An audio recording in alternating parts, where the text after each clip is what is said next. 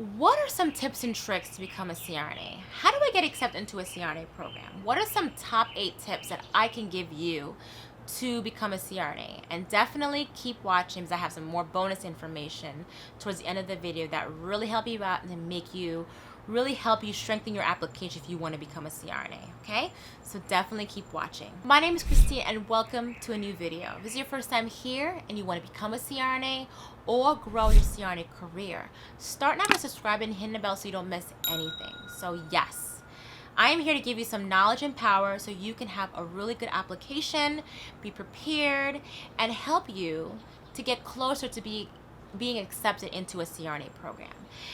I really do believe, I'm here to give you as much knowledge. I'm here to be your mentor, and I'm here to tell you to not give up. I know we may have a family, we may be in a tough situation right now, and you really see yourself down the line that you want to become a CRNA. And I'm here to say to you, you can do it. It's going to take some time, some work, but you can do it. And I'm here today to give you some tips and tricks, okay? So I can help you kind of think about some things to help you really maximize and really be focused and really know how to prepare yourself for becoming accepted, okay? So the first tip, I know it's a tough tip, because you're like, grades. Grades are important. They're not everything. It's not an end all, but they are important. So, and it makes it easier for you to be accepted into a program. So maybe right now you don't have the best grades. Maybe there's certain classes, there's biology or pathophysiology, and you're like, I didn't do very well. And do I have to retake them? Well, if you got a really low grade on it, you really need to get a B or higher, closer to an A, but it's impossible sometimes depending on the class, right? So at least raise your grades. So if it's a D, raise it, really try your best to retake certain classes. Because now you've kind of taken that class, you kind of have a foundation. So if you take that class again, I think you'll do much better in it and get a higher grade. Because depending on the classes, for example, saying for example, your grades may not be the overall GPA, it's not the best. But when you look at your sciences and your maths, for example, you have high grades, you did very well. And maybe it was English 101, or it was communication class, for example. You do very well with it. So yeah, those kind of classes are not, elective classes, it's nice. You want to have good grades with those. But if your sciences are on point and you have good grades and you have and maybe towards the end of your years, maybe your junior, senior year, you started doing really well in school and you really had great grades.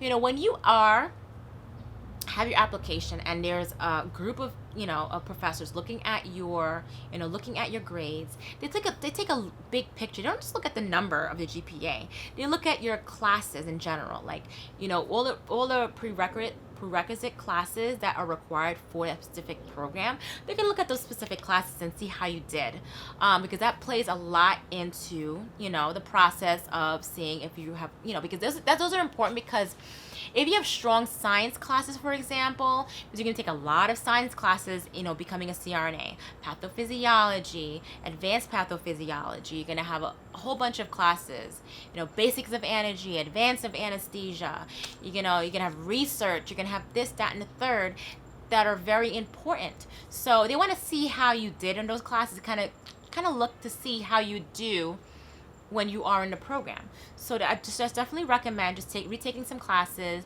that you didn't do the best on, especially if there are science-based classes. So say, for example, everything is right on your application, but you only have 1 year of experience. And maybe that 1 year experience, yes, you were an ICU nurse and you have 1 year experience, but what does that mean? So you can be accepted into a CRNA program with just 1 year of experience. It's true. It can happen. It all depends on you. But that I don't think it told you about is that what type of ICU experience did you have, for example? So, were you having the most difficult patients? Were you involved on your unit? Were you involved in research?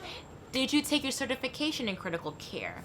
Those type of things, even though it was a year, if you did all of those things, that allows you to have a very strong application, in regards to your experience. And if you had maybe a 1 year of experience and you weren't accepted, maybe, of course, go back to the ICU, don't give up, and just go ahead and get more experience, get more involved to help strengthen your application, okay?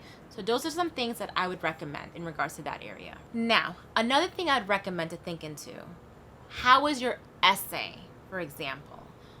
How is your essay what you wrote for your application? So maybe everything else is perfect, but your essay was not the best. Not saying it wasn't the best. Maybe you could have done a little better. I would recommend talking to one of your friends, one of your classmates, maybe one of your coworkers, have them look over your essay.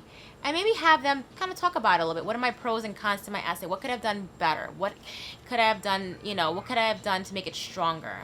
Maybe you weren't clear. I have a video specifically on essay tips. So definitely check that video out, because you really got to follow the guidelines for an essay. Okay, you can't just write an essay and just write. You gotta be specific. It has to be within the guidelines that they ask you. So definitely take that into consideration. In regards to that, make sure your essay is unique, really speaks your voice, and allows you to stand out, as an applicant. Just think about that. Another tip is kind of piggybacking on your ICU experience. Maybe you have 1 year of ICU experience, but maybe you've had many years of ICU experience. But just make sure that you have a very strong ICU rotation. You really have been involved. You are getting the sickest patients.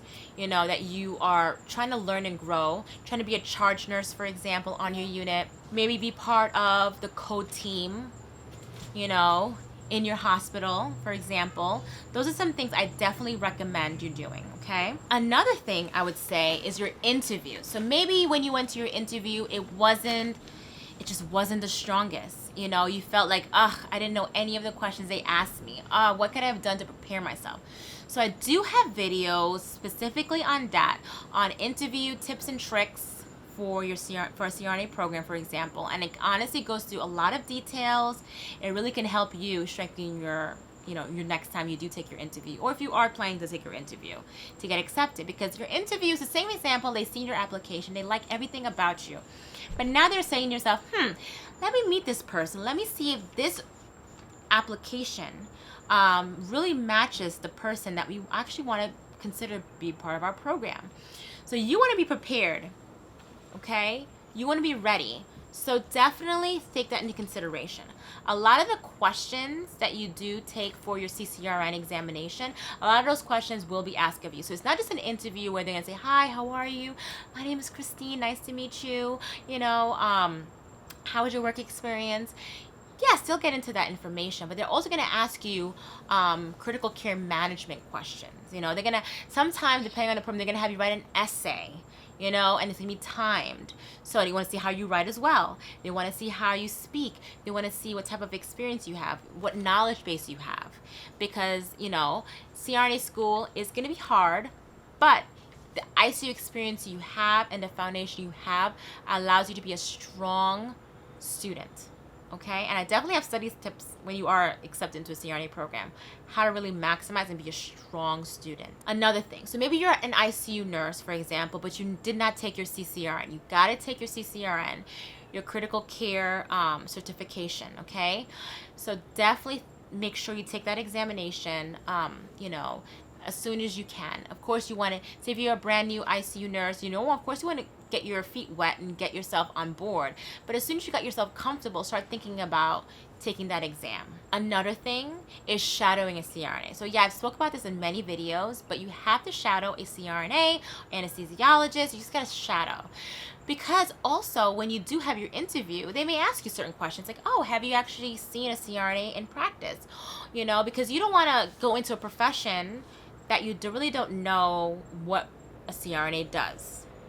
That's one thing you got to think about. You really want to know that you've seen it, you felt the vibes of it, it really felt like your energy, you felt like that's what you want to do, and you have a burning fire ready to go ahead and do it. So definitely take that into consideration when you're thinking about, being accepted into a program. And now, Now we have that bonus tip. All I want to say to you is you have to be focused. Make a plan. Be confident. You are a beautiful person. You are amazing. And you have the confidence. And you have the energy to do what you want. I know you may say to yourself, I can't do it, or I don't believe in myself. I believe in you. You are here on YouTube right now watching this video. That speaks a lot to you. So you really want to get the knowledge to be a powerful applicant, to really get accepted to become a CRNA. Because I love what I do, and honestly, if you want it bad enough, you just got to work for it. It's going to take time, but you can do it. And so just believe in yourself. You got to believe in yourself, because if you believe in yourself and you put that energy into the universe that what you want to do, you will become. You really will become. And I have an Instagram account where, depending on the day, I do have a lot of motivational quotes, things that I see that I'm like, I want to share it with you. I want you to feel this energy, my vibes, and just give you that positive motivation. So definitely check that out if you really need that positive inspiration to, of course, become a CRNA. Hey.